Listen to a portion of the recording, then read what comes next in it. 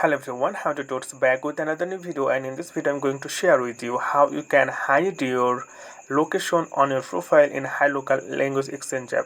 So you can see if you go any room, then you will able to see that other people profile and their country name shown.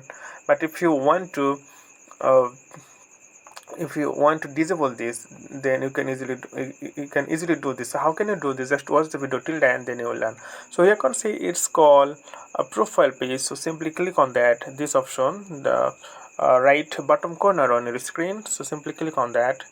Once you click on that, then here you'll see the option. So it's basically my profile page. So simply scroll down, then here you'll see the option settings.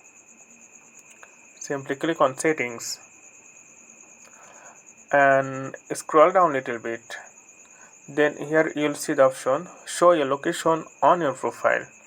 Okay, so it means that your location is available on your profile, but if you click on that and if you want to hide it, then other people aren't able to see your, and it's not searchable.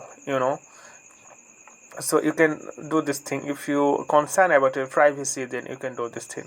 So okay friend, I hope this video was helpful for you. So today's no man, thank you for watching.